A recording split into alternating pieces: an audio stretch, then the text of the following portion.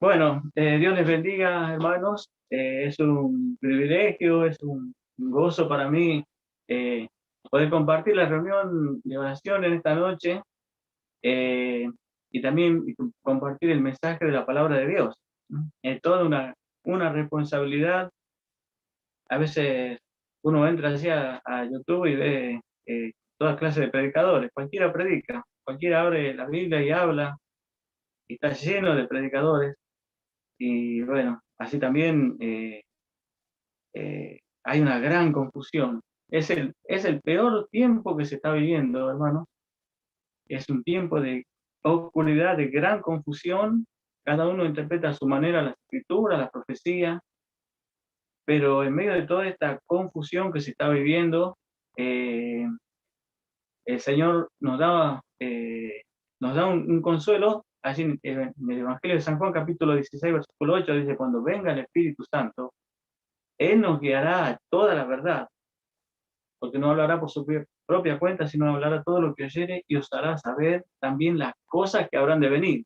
Es decir, entonces, que así tenemos que ir y descansar en que el Espíritu Santo nos va a guiar en las Escrituras, nos va a guiar a toda la verdad, en medio de esta confusión, porque el rapto de la iglesia, miren, así cuando leyó este versículo 1 del capítulo 4 de Apocalipsis, José, me quedé pensando en ese versículo, y se sube acá y yo te mostraré las cosas que sucederán después de esta. Y José decía, bueno, le podemos decir a la NASA, pero ¿a dónde nos puede llevar la NASA a pie? Como decía Menem, hasta la estratosfera, ¿cierto? Pero el Señor nos va a llevar hasta el tercer cielo, está muchísimo más kilómetros más arriba, ¿cierto? La palabra de Dios dice que hay tres cielos, y en el tercer cielo está Dios.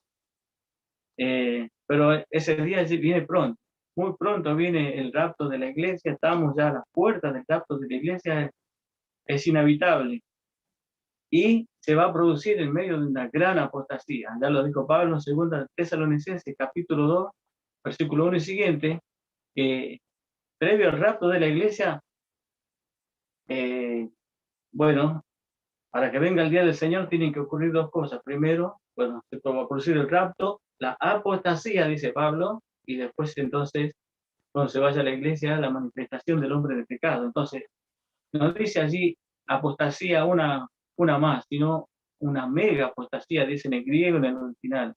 Y es la que estamos viviendo, hermano, es la que estamos viviendo. Por eso, acá en Granbor hemos entendido que lo mejor que podemos hacer es estudiar las escrituras sistemáticamente, y ya lo estamos haciendo hace un tiempo, y estudiando libro por libro del Nuevo Testamento, capítulo por capítulo, versículo por versículo. Y ya vamos en la carta a los Hebreos.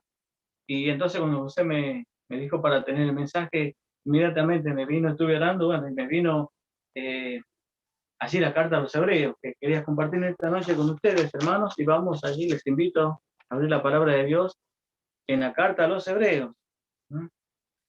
No podemos decir con seguridad, ¿no es cierto?, la carta que escribió Pablo a los Hebreos, porque no, cuando leemos el versículo 1 no hay presentación en esta carta, no hay presentación. De igual manera, cuando leemos la primera carta de que escribió Juan, tampoco hay presentación, pero sí sabemos que la escribió Juan, ¿no es cierto? No hay duda, porque después donde escribe la segunda y la tercera carta, él allí sí se presenta como el anciano, y también en el libro de Apocalipsis, ya dice su nombre: yo, Juan, vuestro hermano, dice que estaba en la isla de Patmos, etc. Pero acá el autor va directamente al mensaje, no se presenta. Pero bueno, hay un debate por eso. ¿Será Pablo? ¿No será? ¿Será Apolos o otro hermano? La cuestión es que el que escribió esta carta, que quedó como palabra de Dios, tenía mucha sabiduría y conocía muy bien el Antiguo Testamento. Por eso entonces Dios lo usó para escribir esta carta. Esta carta es extraordinaria, hermano. Extraordinaria, y se tendría que leer en todas las iglesias esta carta. Miren, este capítulo 1, no vamos a meditar en esta noche en el capítulo 1, sino yo quiero que vayamos al capítulo 2, los primeros 5 versículos del capítulo 2. Pero a modo de introducción, este capítulo 1 de la carta a los Hebreos, hermanos, lo deberíamos estudiar bien, porque es un capítulo demoledor para aquellos que vienen a decir que el Señor Jesús no es Dios, como anda ese grupo por ahí que se tilda de testigo de Jehová. Este capítulo derriba todos sus argumentos, porque aquí refuta toda esa falsa enseñanza que estas personas andan esparciendo, de que el Señor Jesús es un ser creado, es un Dios con minúscula. Bueno, este capítulo 1 derriba todo ese argumento, porque lo presenta al Señor Jesús como la revelación máxima de Dios. Él tiene la misma sustancia, el mismo poder, la misma gloria, dice. Y es más, Él es el que creó a los ángeles. Él es el creador, el sustentador de todas las cosas y el que hizo la redención de nuestros pecados. Él efectuó la salvación, la purificación de nuestros pecados y se ha sentado a la diestra de la majestad en las alturas, dice el versículo 3. Entonces, vayamos al capítulo 2. Dice, por tanto, por todo esto que viene diciendo, como esto es así, es necesario que con más diligencia atendamos a las cosas que hemos oído, ¿no? Por tanto, es necesario que con más diligencia atendamos a las cosas que hemos oído. Miren, acá tengo otras versiones que las puse acá. Dice, por ejemplo, en esta versión, por tanto, es necesario que prestemos esmerada atención a las verdades que hemos oído. Y acá también tengo la versión internacional, la nueva versión internacional, que traduce este versículo 1 del capítulo 2. Por eso debemos prestar mayor atención a lo que hemos escuchado. Bien, hay una necesidad, hay una urgencia entonces. Dice, hay una necesidad de que con más diligencia, dice, atendamos a las cosas que hemos oído, es decir, a las verdades que se nos están presentando, ¿no es cierto? Porque hay un peligro, si somos descuidados, si no atendemos a las verdades que nos presenta la palabra de Dios. Y podríamos llevar un poco más allá, ¿no es cierto?, a las verdades que escuchamos cuando venimos a las reuniones de la iglesia, ¿no? Y allí los hermanos se preparan y enseñan la palabra de Dios y van trazando las verdades del Evangelio, de la doctrina de Cristo, de la sana enseñanza. Entonces, es necesario que con más diligencia atendamos a esas verdades, le prestemos oído.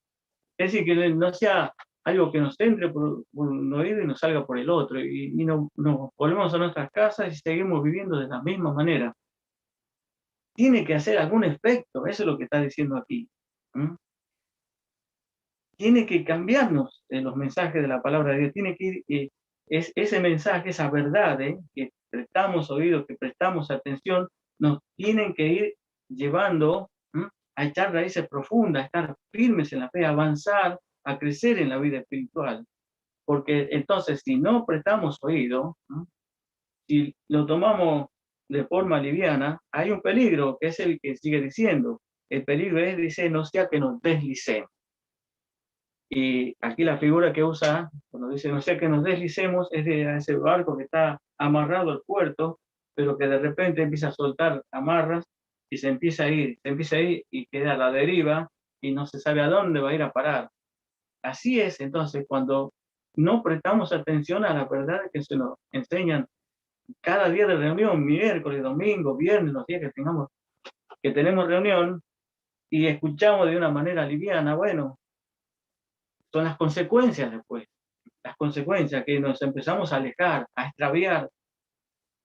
Y por ahí a veces nos engañamos por el hecho de pensar que sí estamos en la reunión, que sí estamos participando de las actividades de la iglesia, pero la cuestión es que no, después en nuestra vida espiritual no se refleja eso. Entonces, hermanos, miren, esta pandemia que estamos atravesando ha hecho estragos. Por un lado se dice, bueno, sí, este encierro nos ha llevado a a leer las escrituras, etcétera. Pero yo he estado hablando con hermanos, por ejemplo, hay un hermano allá en Estados Unidos, en Atlanta, es un amigo mío, nos congregamos juntos cuando yo estaba en Tucumán, y él entonces viajó, se fue a Estados Unidos, se instaló allí, ahora es un pastor de allí de una de las iglesias, allá de bautistas, y siempre estamos en comunicación, y bueno, y el comentario es no solamente ahí, sino en todo el mundo, que esta pandemia, si por un lado ha hecho bueno, que leamos más las escrituras, por el otro lado ha dejado atrás a todos aquellos que no estaban comprometidos con la iglesia, porque cuando se volvió a abrir la iglesia, ya no están más esas personas que antes venían, que a una reunión venían, a otra no venían. Esta pandemia los ha barrido, pero no es solamente acá en Buenos Aires, en Argentina, sino en todo el mundo es el mismo comentario. Eh, por eso dice acá el versículo, es necesario que con más diligencia atendamos a las verdades que nos enseñan, no sea que nos deslicemos, que nos extraviemos. Como estábamos diciendo, esos son tiempos difíciles, hermanos, son tiempos de gran apostasía, se va a producir el rapto de la iglesia, y miren, personalmente, eh, sería horrible quedarse, no irse, no irse en el rapto de la iglesia, sería algo horrible, porque no solamente el que se quede va a quedar entonces a sufrir el tiempo del gobierno mundial de la bestia, no solamente va a exigir la marca, nos va a perseguir a los creyentes en ese tiempo y los va a decapitar, los va a degollar, los va a asesinar, sino que también están los juicios que van a ser derramados por Dios sobre la tierra, sobre la naturaleza, sobre el mar, sobre el aire. Es algo escalofriante cuando uno lee el libro de Apocalipsis, todos los juicios que Dios va a derramar sobre la tierra. Entonces, ya quedarse a sufrir ese periodo va a ser algo horrible, hermano, algo horrible. Si ahora no nos identificamos con el Evangelio, por eso sigue diciendo en el versículo 2, miren, porque si la palabra dicha por medio de los ángeles fue firme, es decir, cuando Dios entregó la ley por medio de Moisés,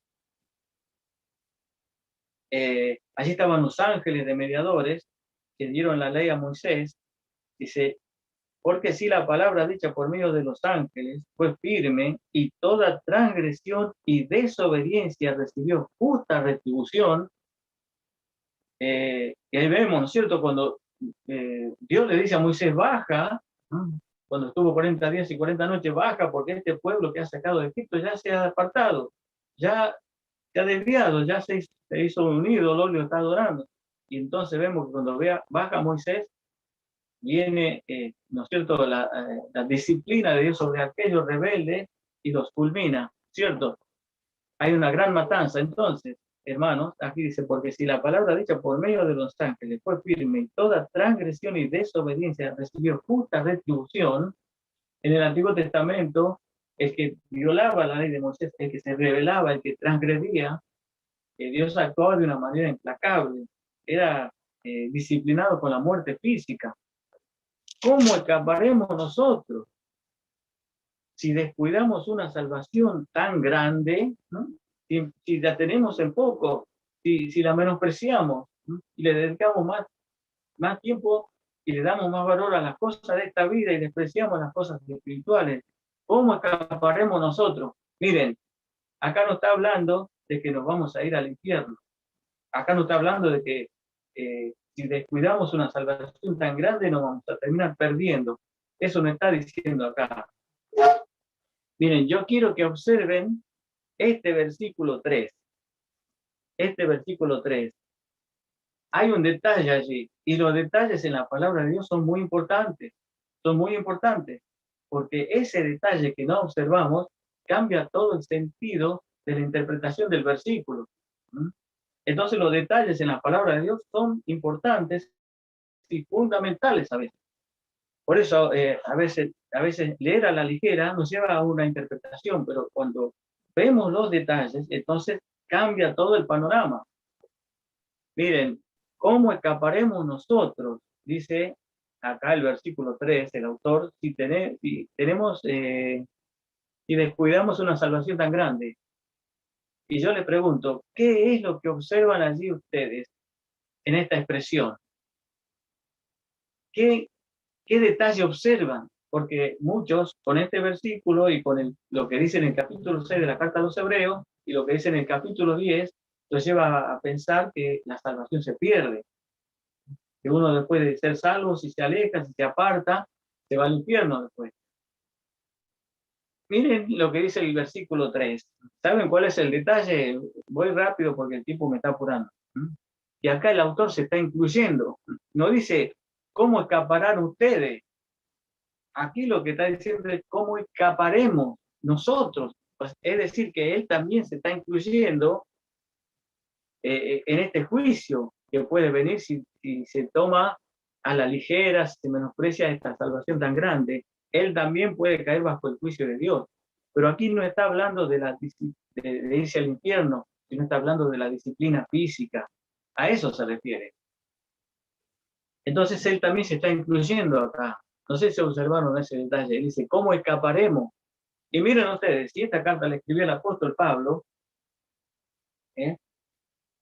si la escribió el apóstol Pablo, entonces aquí él se está incluyendo en este versículo, o sea que no es el apóstol Pablo no estaba inmune, ¿no?, a la disciplina de Dios, sino que él también se incluye. ¿Cómo escaparemos? Él se incluye si descuidamos una salvación tan grande. Y acá se abre un tema, ¿no es cierto? Bueno, de ninguna manera lo podemos ver esta noche por el tiempo. Ese tema de la disciplina. Y tenemos muchos ejemplos en el Antiguo Testamento cómo Dios disciplinaba a su pueblo, ¿no es cierto? Muchos casos, ¿se acuerdan? Cuando el rey Usías se engrandeció y se enalteció su corazón después de que hizo un gran reinado, Dios lo bendijo porque buscó a Dios, ya quiso entrar en el templo y ofrecer sacrificio. Y se pusieron los sacerdotes delante y le dijeron, no, a ti no te corresponde hacer esto. Y él, llevado por su arrogancia, por su soberbia, encaró igual. Y cuando encaró, Dios lo hirió en la frente, dice la palabra de Dios, con lepra. Lo hirió con lepra y lo sacaron los sacerdotes cuando se dieron cuenta y terminó fuera del campamento, fuera del pueblo de Dios, en una casa apartada, y allí terminó sus días. Allí murió leproso. Allí murió leproso. Entonces, Dios era implacable en el Antiguo Testamento. Y en y ahora mucho más. No actúa de la misma forma, digamos, en el Antiguo Testamento, pero sí también disciplina, porque, por ejemplo, tenemos el caso de Ananías y Zafira en el capítulo 5 de Hechos de los Apóstoles, también, que deliberadamente se confabularon, mintieron y fueron a mentir a los apóstoles. Y dice Pedro, no has mentido a los hombres, sino a Dios. Y cayeron muertos. Primero uno y después el otro. Y Primera de Corintios capítulo 11, conocemos el pasaje cuando habla Pablo de la cena del Señor. Por eso hay muchos enfermos y debilitados y muchos duermen, dice el apóstol, porque si nos examinásemos a nosotros mismos no seríamos juzgados por el Señor. Pero al no examinarnos y pecar contra el pueblo de Dios, entonces somos juzgados por el Señor, dice Pablo. Hay otro caso en Primera de Corintios capítulo 5, del incestuoso que estaba con su madrastra y no quería dejarla y estaba viviendo en ese pecado, y entonces Pablo dice, tal sea entregado a Satanás para muerte de la carne, etc. Este es un gran tema para mirar, ¿no es cierto? Entonces dice, ¿cómo escaparemos nosotros si descuidamos una salvación tan grande? Entonces, aquí no está hablando de perder la salvación, sino cómo escaparemos del juicio, de la disciplina física. A eso se está refiriendo. Miren, esta salvación, dice, habiendo sido anunciada primeramente por el Señor, nos fue confirmada por el Señor mismo. Él mismo murió por nuestros pecados, derramó su sangre, resucitó de los muertos, venció al pecado, venció el poder de la muerte y el que tenía el imperio de la muerte, va a decir más abajo. Y él mismo es el que anunció, el que comenzó anunciando esta salvación. Y dice, sigue diciendo, después nos fue confirmada por los que oyeron, que son los apóstoles, los discípulos. Versículo 4. testificando Dios juntamente con ellos, con señales y prodigios y diversos milagros y repartimientos del Espíritu Santo. Miren, este versículo tiene un detalle importante también. Si uno lo lee a la ligera, no se va a dar cuenta. Dice que Dios testificaba juntamente con los apóstoles, con señales, prodigios y diversos milagros y repartimientos del Espíritu Santo, ¿no? Según se lo pedían, según le pedían, ¿no? Los apóstoles, los pastores, y decían: Dios, bautiza a esta persona con el Espíritu Santo, Dios, que esta persona hable en lengua, etcétera, Dios, que esta persona sane. Entonces dice, Dios testificaba con ellos según le pedían. No dice así. Así no dice el versículo, ¿no es cierto? Dice, según su voluntad, según la voluntad de Dios. Y esto es distinto, porque la voluntad de Dios fue que los apóstoles y algunos que Dios escogió eh, eh, hacían los milagros y las señales que Dios, con esas señales y con esos milagros, Dios respaldaba el mensaje de la predicación del Evangelio en este primer tiempo de la iglesia, porque no estaba el canon de las Escrituras, no había ningún libro escrito del Nuevo Testamento. Entonces Dios respaldaba la predicación del Evangelio con estas señales. Y había señales que solamente los apóstoles podían hacer. Por ejemplo, resucitar muertos, o en algunas situaciones puntuales que no se iban a volver a repetir, ellos oraron para que descienda el Espíritu Santo sobre algunas personas que aceptaron a Cristo, pero ese poder lo tenían ellos solamente. ¿Se acuerdan de Simón el Mago, allí en Hechos de los Apóstoles capítulo 8, donde le dice a Pedro: dame a mí también ese poder para que a cualquiera a quien yo imponga las manos reciba el Espíritu Santo? Y Pedro le da una sentencia terrible a Simón el Mago, ¿no es cierto? Tú no tienes parte ni suerte en este ministerio, le dice Pedro, porque era la voluntad de Dios que ellos solamente hagan esos milagros y esas señales, solamente los apóstoles y algunos otros que Dios escogió, como Felipe y otros. Pero esto no era que en todas las generaciones Dios iba a ir actuando de esta misma manera, haciendo señales y milagros y prodigios en todas las generaciones hasta el rapto de la iglesia. Esto no iba a ser así, de ninguna manera. Por eso decimos, hay que entender y discernir la voluntad de Dios. Y la voluntad de Dios, según su voluntad, como dice aquí el versículo, era que en ese primer tiempo Dios iba a apoyar el mensaje hasta que esté el canon de las Escrituras. Y los apóstoles cumplieron con los profetas que le ayudaron a echar los fundamentos de la doctrina. Y Juan murió en la isla de Patmos, fue el último de los apóstoles, cerca del año 95 más o menos, y allí se acabaron los apóstoles, no hay más apóstoles, y tampoco no hay más profetas, porque ya quedó cerrado el canon de las Escrituras, no hay más revelación. Por eso dice que Dios obró todo eso según su voluntad, y la voluntad de Dios fue allí, en ese primer siglo de la iglesia. De ahí para adelante ya es otro tiempo, ya ese cambio que se produjo del antiguo al nuevo pacto, ¿no? Ya estaba listo en el primer siglo, cuando se escribieron todos los libros del Nuevo Testamento, y con la muerte de Juan allí en la isla de Patmos, con la revelación del Apocalipsis que recibió. Entonces desde allí iba a empezar Dios iba a empezar a obrar de otra manera. Ya no iba a haber apóstoles, ya no iba a haber profetas, ya iba a estar la palabra de Dios, como dice Pedro, más segura, ¿no? Como una antorcha que iba a alumbrar en lugar oscuro, a la cual hay que estar allí atento hasta que el día esclarezca, hasta que se nos haga la luz, hasta que Dios nos haga entender su voluntad. Bien, hermanos, vamos a pasar al versículo 5 y allí ya vamos a terminar. Versículo 5, acá quería terminar con este versículo 5, dice: porque no sujetó a los ángeles el mundo venidero acerca del cual estamos hablando. ¿Cuál es el mundo venidero acerca del cual estamos hablando? es el reino milenial de Cristo, cuando el Señor Jesús descienda por segunda vez a la tierra, ejecute juicio a las naciones y entonces establezca su reino de 1000 años sobre la tierra, gobernando él desde la ciudad de Jerusalén a todas las naciones, junto con la iglesia y con el pueblo de Israel. Acá hay otro gran tema para mirar, ¿no es cierto? Entonces, ese mundo por venir, ese mundo venidero del cual se está hablando es el reino milenial de Cristo en la tierra. Y aquí está diciendo el versículo 5, porque no sujetó a los ángeles ese mundo, es decir, no lo sometió a los ángeles.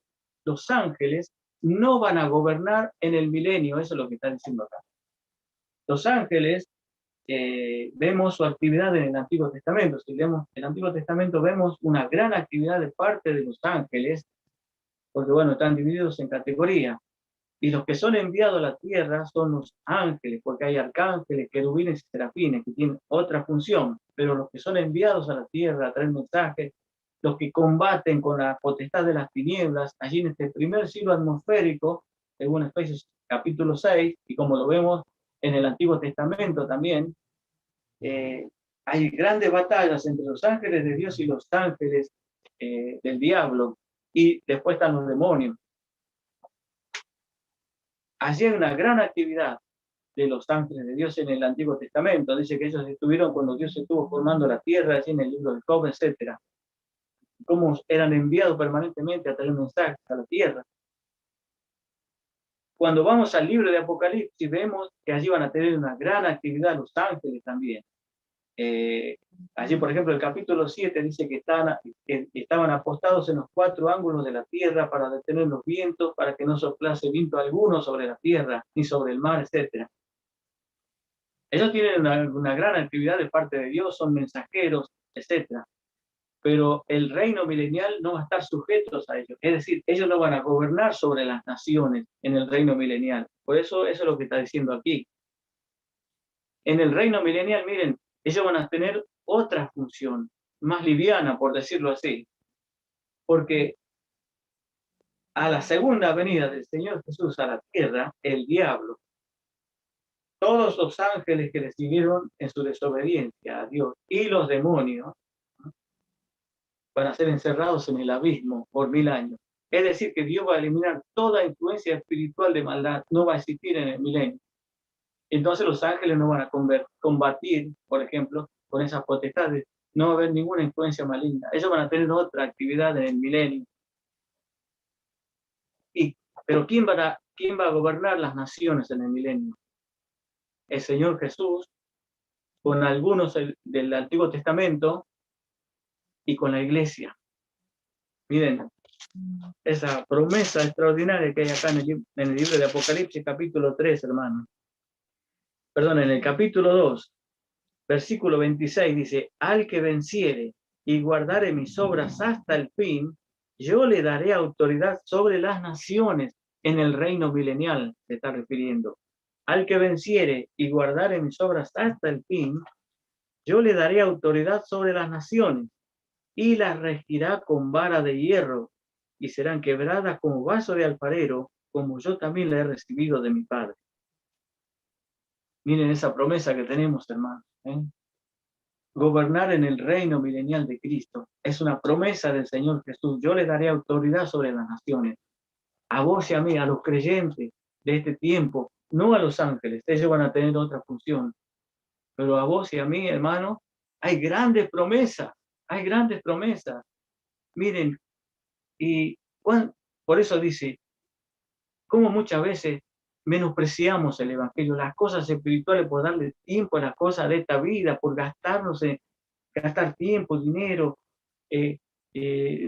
todo nuestro mejor esfuerzo en las cosas de esta vida, y nadie se va a acordar de lo que lleguemos a hacer aquí para el mundo. Pero sí, lo que hagamos para Dios tiene su justa recompensa, nuestro servicio para Dios, porque hermanos, cuando se produzca el rapto de la iglesia, inmediatamente se establece el tribunal de Cristo y allí vamos a dar cuenta a Dios de nuestro servicio. Allí van a estar todas las iglesias, los ancianos primero, diáconos, colaboradores, y hasta el último hermano va a dar cuenta de lo que hizo mientras estaba en el cuerpo, sea bueno o sea malo, de mala calidad. Dice la palabra de Dios. Porque es necesario que todos nosotros comparezcamos ante el tribunal de Cristo. Hermano, allí tenemos que tener la mirada. El Señor ya está descendiendo en las nubes del cielo por su iglesia, se va a producir el rapto. Hermanos, por eso quería animarlo con este versículo. Nos esperan grandes promesas, hermanos. Miren, esta pandemia que estamos atravesando ahora no es nada, no es nada. No tienen ni idea de las cosas que van a ocurrir en el tiempo de la gran tribulación. Da escalofrío. Esta pandemia no es nada, hermano. Tenemos que tener la mirada puesta allí en el día del tribunal de Cristo, en el rapto de la iglesia se va a producir. Hay que identificarse con el evangelio de Cristo, con el Señor Jesucristo. Y miren, por eso dice, no sujetó a los ángeles el mundo venidero acerca del cual estamos hablando, sino a vos y a mí. Grandes promesas nos esperan, hermanos. Grandes promesas. Tengamos la mirada puesta allí, puesta en ese día que ya viene el Señor en las nubes del cielo. Por eso me quedo con ese versículo del capítulo 4, versículo 1 que leyó José. Vi una puerta abierta en el cielo y una voz como de trompeta. La primera voz como de trompeta hablando conmigo me dijo, sube acá, y yo te mostraré las cosas que sucederán después de esto. Se viene ese día glorioso, ese encuentro con nuestro Señor Jesucristo, y allí vamos a poder contemplar sus manos horadadas, sus pies horadados. Eso va a ser lo más hermoso que va a tener el Señor Jesucristo. Hasta aquí lo dejamos, hermano. No quiero extenderme ni ser largo.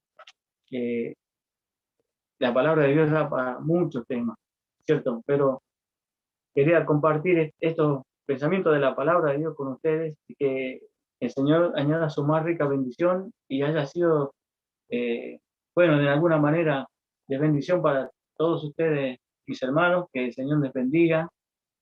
Y bueno, si Dios lo permite, otra vez nos veremos entonces. Así que hasta aquí nomás quería compartir el mensaje de la palabra de Dios.